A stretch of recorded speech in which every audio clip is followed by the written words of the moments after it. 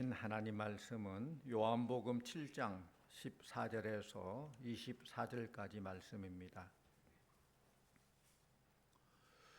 요한복음 7장 14절에서 24절까지 말씀을 저와 여러분이 한 절씩 교독하겠습니다. 이미 명절의 중간이 되어 예수께서 성전에 올라가사 가르치시니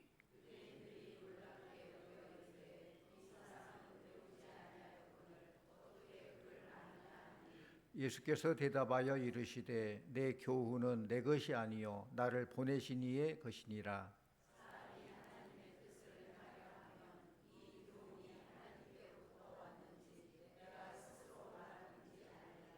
스스로 말하는 자는 자기 영광만 구하되 보내신 이의 영광을 구하는 자는 참되니 그 속에 불의가 없느니라.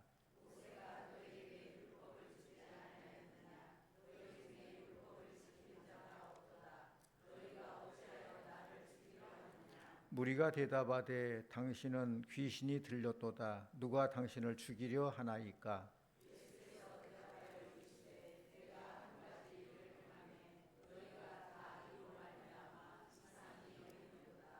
모세가 너희에게 할례를 행했으니 그러나 할례는 모세에게서 난 것이 아니요 조상들에게서 난 것이라. 그러므로 너희가 안식일에도 사람에게 할례를 행하느니라.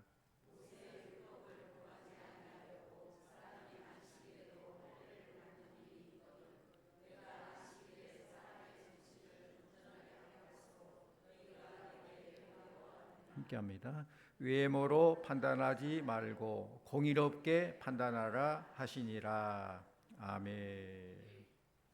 이 시간 할렐루야 찬양대에 찬양이 있겠습니다.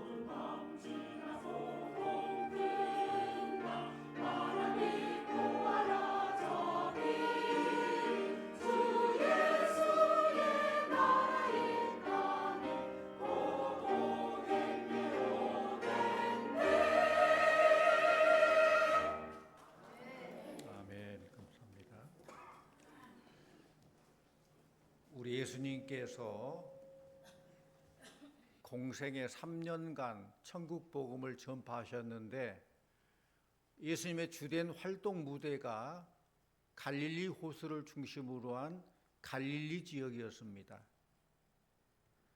그 갈릴리 지역에서 예수님께서는 오병이어의 기적도 행하셨고 많은 병자들도 고치시고 아주 특별한 능력을 통해서 하나님 나라를 전파했습니다.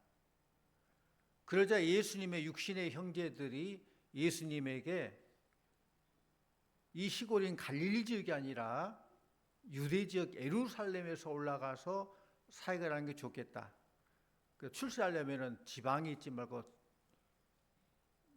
서울로 올라가듯이 예루살렘 올라가면 좋지 않겠느냐라고 제안합니다. 그런데 우리 예수님께서는 아직 때가 이르지 않았다. 천하 범사에다 때가 있는 것이죠.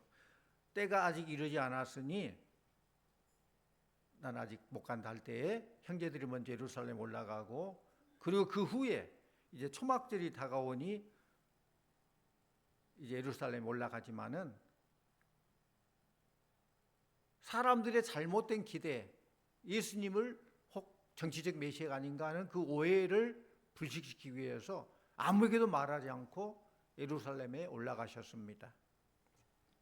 만약 사람들이 예수님을 정치적 메시아로 알고 그를 막 호평하고 높인다면은 예수님께서 만약 교만해졌다면은 또 반대로 예수님을 막 비판하고 악평해가지고 예수님께서 뭐 화가 나고 감정을 드러냈다면은 예수님은 성전에서 오늘 말씀처럼 복음을 전하지 못했을 것입니다.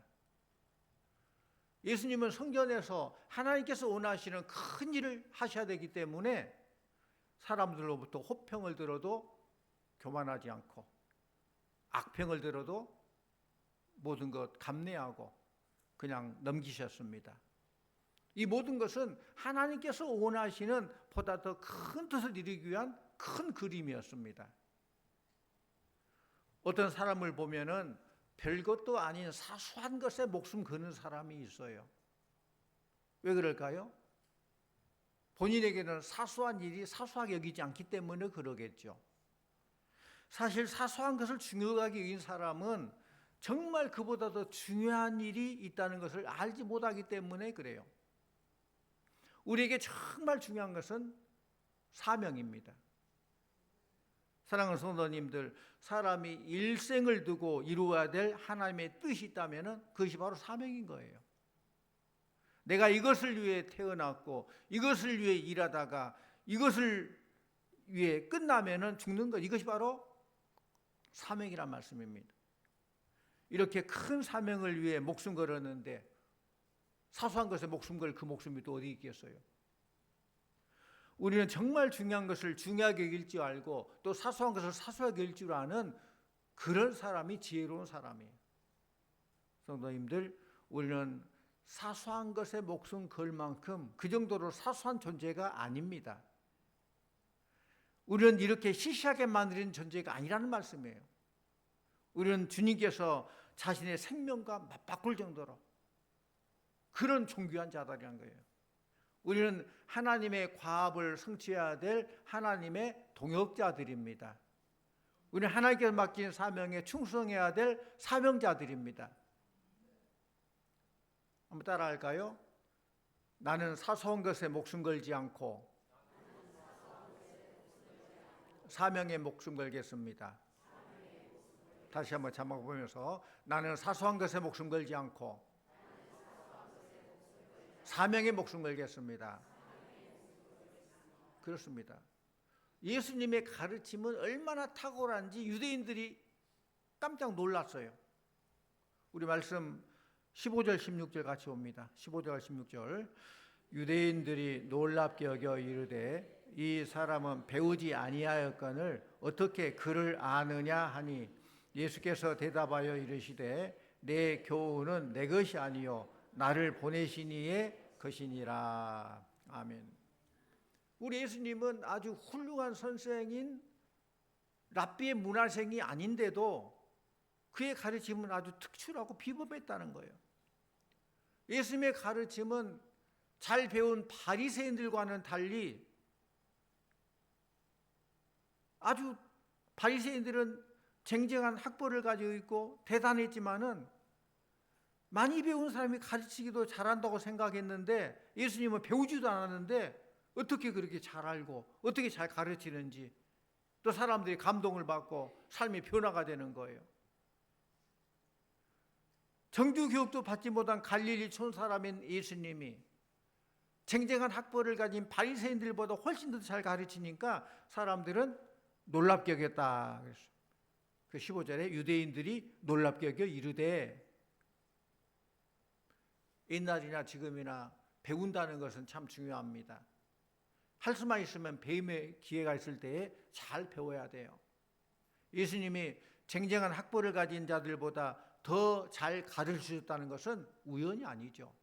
뭐 예수님께서 태어나자마자부터 말씀을 줄줄 외웠겠어요? 그거 아닙니다. 어릴 때부터서 늘 말씀을 읽었고 틈틈이 말씀을 가까이 하신 것입니다. 학벌을 중시하는 풍조에서는 간판이 참 중요하죠. 그런데 예수님은 앞에서 끌어주는 사람도 없고 뒤에서 밀어주는 사람도 없습니다. 그러니 율법학자들은 예수님의 가르침 보고 놀라면서 이 사람은 배우지 아니하였거늘 어떻게 글을 아느냐. 그래서 글을 안다는 거 오해 마시고, 글을 안다는 것은 그냥 어떻게 글씨를 아느냐 그런 뜻이 아니라 어떻게 율법에 정통하고 말씀에 해박하느냐 그런 뜻이에요. 어떻게 체계적인 정규교육도 안 받았는데 율법을 그렇게 잘 알고 이렇게 해박하게 해석도 잘하고 우리의 감동을 주고 우리의 삶을 변화시키느냐.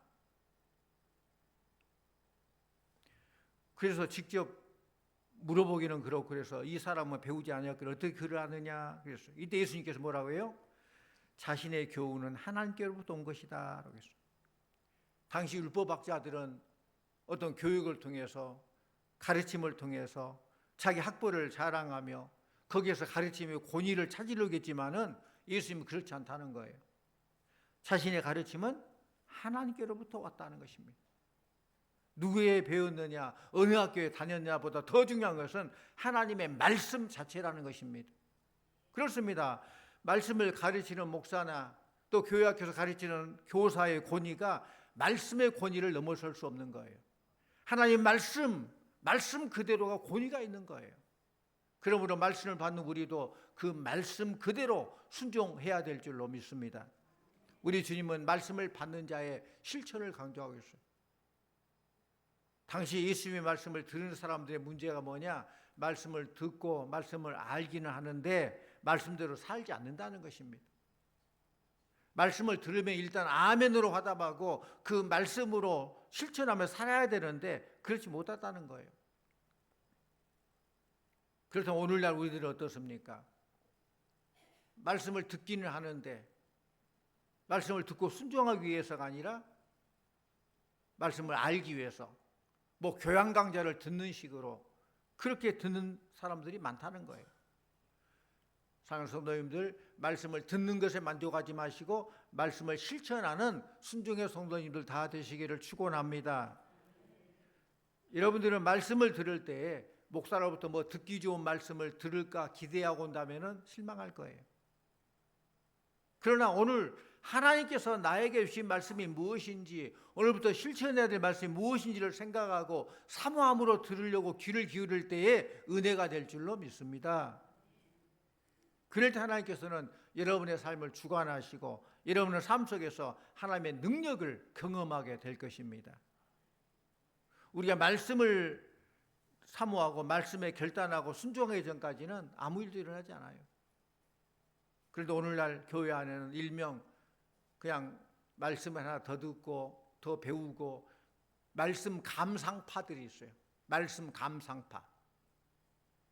이런 사람들을 보면 되게 눈을 지그시 감고 팔짱을 끼고 다리를 꼬고 무슨 말한가 보자. 그런 태도로 예배를 드려요. 그런 태도의 예배는 하나님께서 기뻐하지 않는 바른 예배의 자세도 아니고 또 설교자에 대한 예의도 아니죠. 이런 사람이 말씀을 듣고 결단하고 산다는 것은 거의 불가능해요. 사랑하는 성도님들, 예배에 임하는 자세가 중요하다는 말씀이에요. 정말 진지한 자세로 하나님과 만남을 사모한 마음으로 말씀을 듣고 찬양하고 기도하고 봉헌하고 그런 예배가 하나님 기뻐하는 예배가 되는 줄 믿습니다. 중요한 것은 하나님을 향한 예배자의 자세입니다. 우리가 기억할 것은 예배 안에서, 교회 안에서 예배가 전부가 아니라는 걸 기억해야 돼요. 교회에서 시간을 정해놓고 드리는 예배가 공예배라고 하죠. 뭐 주일날 예배, 찬양 예배, 뭐 수요 예배, 뭐 이런 예배들 공예배예요. 이 공예배는 우리 성도들이 다 드려야 될 의무가 있어요. 성도 의무 중에 하나는 예배를 드리는 거예요. 그런데 이 공예배는 축도로 끝나지만은 축도 후에 또 다른 예배가 시작되는 거예요. 그 예배가 뭐예요? 생활 예배란 거예요. 생활 예배. 생활 속에서 예배자로 살아가는 것입니다. 우리 앞에 생활 예배 나와요. 한번 읽어보죠. 교회에서 드리는 공예배를 넘어 기독교인의 모든 일상생활 자체로 하나님을 높이는 것, 이것이 생활 예배예요. 여러분이 교회에서도 예배를 잘 드리지만은 여러분 삶 가운데 실천적으로 모든 일상생활 자체로 하나님을 높이는 생활 예배를 잘 드리는 여러분들 다 되시기를 축원합니다. 아무리 예배 시간에 바른 자세로 예배 드렸다 해도 생활 속에서 예배자로 살지 않는다면은 그 예배는 반쪽짜리 예배예요. 주님은 말씀의 실천을 강조하셨습니다. 교회도 말씀의 실천의 장이 되지만은 진정한 말씀의 실천의 장은 교회 밖이에요. 가정에서, 직장 일터에서예요. 말씀을 가정에서 실천하고 직장 안에서 실천해야 돼요. 처음부터 완벽하게 해내지는 못하고 또 적용하는데 실패할 수 있지만은 포기하지 않고 그렇게 하려고 노력할 때에, 하나님의 은혜를 사모하고 실천하려고 노력할 때에 여러분의 가정에서 하나님의 축복을 보게 될 것입니다. 여러분이 일터에서 임하신 하나님의 은혜를 경험하게 될 것입니다. 그 노력이 있다는 것이죠. 필요하다는 것이죠. 유대인들이 예수님의 말씀에 무관심한 이유는 하나님의 영광보다는 자기 영광을 구하는 자들이었기 때문에 그렇습니다. 18절 말씀을 같이 봅니다. 18절, 스스로 말하는 자는 자기 영광만 구하되 보내신 이의 영광을 구하는 자는 참되니 그 속에 불의가 없느니라. 아멘. 그렇습니다. 아무리 교회에서 큰 일을 해도 자기 영광을 구한다면은 하나님의 영광과는 무관해요. 아무리 가정에서 큰 일을 해도 자기 영광을 구한다면은 가족의 행복과는 무관해요. 아무리 직장에서 큰 일을 해도 자기 영광만을 구한다면은 회사의 발전과는 무관해요. 왜 교회가 시끄럽습니까? 왜 가정이 다툼이 있습니까? 왜 직장이 살벌합니까? 다 자기 영광을 구하기 때문에 그래요. 자기를 드러내려고 하고 자기 말만 하기 때문에 그렇다는 거예요. 예수님은 자기 영광을 구하는 자를 가리켜서 스스로 말하는 자라고 표현했어요. 자기 멋대로 짓거리는 자라는 것이죠. 우리가 스스로 말하는 자가 되지 않으면 어떻게 해야 됩니까? 하나님 말씀 알아야죠. 하나님 말씀을 배워야 됩니다. 하나님 말씀을 묵상해야 됩니다. 말씀을 깊이 묵상하면은 자기 안에 말씀으로 가득 채워지게 되죠. 말씀으로 가득 차 있으면은 스스로 자기 말하지 않고 하나님의 말씀을 말하게 되는 거예요. 그래서 예수님은 항상 말씀이 가득해서 스스로 말하지 않고 하나님의 말씀을 한 거예요. 자기 영광을 드러내지 하나님의 영광을 드러낸 거예요. 사랑하는 성도님들, 말씀을 배우고 묵상하여 여러분 안에 말씀이 가득 채워지기를 바랍니다. 여러분의 입에서 채워진 그 말씀이 나오기를 바랍니다. 19절 말씀 같이 봅니다. 19절, 모세가 너희에게 율법을 주지 아니하였느냐? 너희 중에 율법을 지키는 자가 없도다. 너희가 어찌하여 나를 죽이려 하느냐? 예수님이 그들에게 너희 중에 율법을 지키는 자가 없도다 그랬어요. 그 근거가 뭡니까? 오늘 말씀처럼 먼저 예수님 자신을 죽이려고 한 것이에요. 율법은 뭐라고 나와요? 살인하지 말라고 했는데 그들은 눈에 살기가 가득해서 예수님을 죽이려 한 거예요. 율법은 목숨처럼 여기면서 정작 율법의 계명은 10계명은 어기고 있다는 거예요. 이것은 겉으로 내세우는 것과 속으로 생각하는 것이 다르다는 거예요.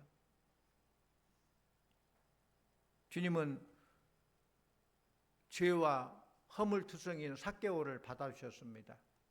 주님은 가늠하다 현장에서 잡힌 그 여인을 받아주셨어요. 아무리 큰 죄라도 자기의 죄를 회개하면 받아주신다는 말씀입니다. 그러나 외식하고 위선을 떠는 이런 자는 용서할 수 없다는 말씀이죠. 우리 20절 말씀 같이 옵니다. 20절. 무리가 대답하되 당신은 귀신이 들렸도다. 누가 당신을 죽이려 하나이까? 예수님더러 당신은 귀신이 들렸도다. 무슨 말이에요? 어떻게 귀신처럼 합니까? 들킨 거예요, 자기 속이. 주님께 속내를 들킨 그들의 반응이 무식하면 용감하다고 하잖아요. 말이 얼마나 중요한지를 알아야 돼요. 말이 얼마나 중요하고 가치 있는가를 알면은 말을 함부로 할 수 없습니다. 말이 얼마나 능력이 있고 권세 있다는 것을 알면은 말을 아껴 사용할 수밖에 없어요. 말 한마디가 얼마나 큰 위력이 있는가. 실제 이런 실화가 있습니다. 뉴욕의 한 상인이 거리에서 연필을 내놓고 국어라는 거지를 만났어요. 그런데 길을 가다가 연필을 받지 않고 막 돈만 주고 그렇게 지나쳤는데 생각해보니까 내가 연필을 받아야 되는데 연필 안 받고 그냥 가버렸다. 그 생각을 하게 되고 다시 되돌아옵니다. 그래서 그 국어라는 거지에게 이렇게 말합니다. 저도 당신과 같은 상인이라 한 말씀 드리는데 어떤 물건을 팔려면은 적당한 가격표를 붙여놓고 파는 것이 좋지 않을까요? 그렇게 말한 말이에요. 그런데 몇 년이 지난 후에 한 점잖은 신사가 이 사람에게 찾아와서 허리를 굽혀 인사를 합니다. 안녕하세요. 선생님은 저를 기억하지 못하겠지만은 저는 선생님을 절대로 잊지 못했습니다. 저는 연필을 놓고 남에게 국어라던 거지였습니다. 적어도 선생님께서 저를 상인이라고 알아주기 전까지는요. 자기를 상인이라고 불러준 그 말 한마디에 그런 자신감 얻은 거. 아, 내가 상인이네. 내가 사업한 사람이네. 그리고 곧장 그 거리 생활을 청산하고 진짜 상인으로 거듭나게 됐다는 거예요. 그 말 한마디 때문에. 사랑하는 성도님들, 여러분의 말, 여러분의 언어가 능력이 있다는 것을 믿으시기를 바랍니다. 하나님께서 여러분의 말에 권세 주셨음을 믿으시기 바랍니다. 그러면 여러분의 말을 잘함으로 사람이 살고 또 사람을 세우는데 그게 쓰임받게 되는 거예요. 그렇게 우리는 사람 죽이는 말이 아니라 살리는 말을 해야 돼요. 넘어뜨리는 말이 아니라 세우는 말을 해야 돼요. 21절 같이 옵니다. 21절. 예수께서 대답하여 이르시되 내가 한 가지 일을 행하매 너희가 다 이로 말미암아 이삭이 여기는도다. 이 한 가지 일이 뭘까요? 앞에 나온 베데스다 연못가에서 38년 된 병자를 고치는 이 일이에요. 언제 고쳤어요?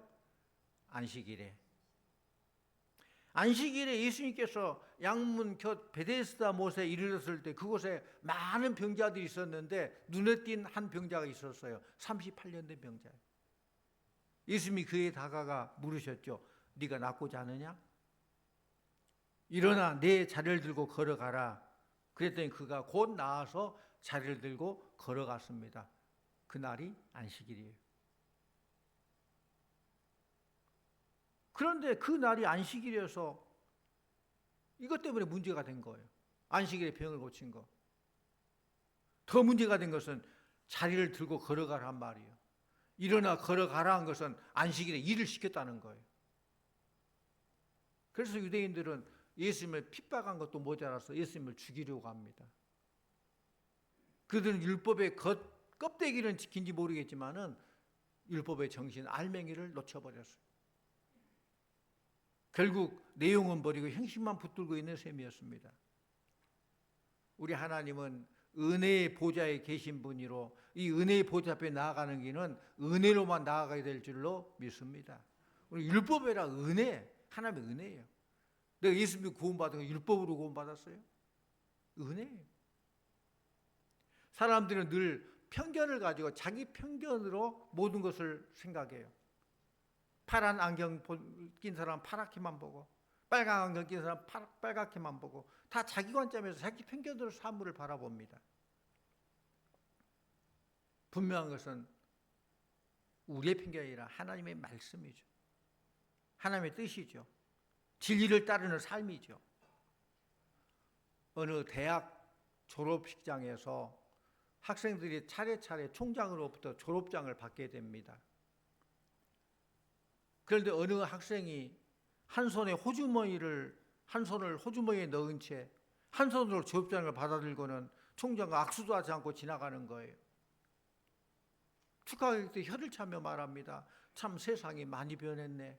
저렇게 건방진 학생도 있다니. 이 학교는 4년 동안 뭘 가르쳤단 말인가. 그 옆에 있던 한 재학생이 조용히 말합니다. 아저씨, 그게 아니라 저 학생은 사고로 한 팔을 잃고 자기 팔 대신 의술을 하고 4년 동안 얼마나 열심히 공부했던 모범 학생이었어요. 이 말을 들은 축하객은 얼굴을 붉히면서 아, 내 편견이 잘못됐었구나. 부끄러워했다는 거예요. 그렇습니다. 내 생각, 내 것이 아니라 하나님의 뜻이 뭔가를 알아야 돼요. 하나님의 은혜로 예수 믿고 구원받는 사랑하는 성도님들, 우리가 집중해야 될 것은 내 생각이 아니라, 내 뜻이 아니라 하나님의 뜻입니다. 우리는 스스로 말하는 자가 아니라 하나님 말씀을 하는 자가 돼야 돼요. 이제 우리의 남은 삶을 자기 영광을 구한 자가 아닌 하나님의 영광을 구한 자로 살아가기를 축원합니다. 성도님들, 예수님께서 자기 유익을 구하지 않고 하나님의 영광만을 구했던 것처럼 우리 또한 진리를 따라가는 참 제자가 되기를 주님의 이름으로 축원합니다. 기도합니다. 아버지 하나님, 그동안 하나님의 뜻을 행하기보다 내 생각과 경험을 앞세우고 외모와 겉모습으로 타인을 판단하고 나의 유익과 영광만 구했던 우리들의 이기적인 모습을 용서하여 주시옵소서. 예수님께서 오직 하나님의 영광만을 구했던 것처럼 우리도 진리를 따라 살아가는 참된 제자가 되기를 원합니다. 우리 언행심사를 통해서 하나님의 거룩함과 영광만을 드러내는 복된 우리 성도들 다 되게 하여 주시옵소서. 예수님 이름으로 기도하옵나이다. 아멘.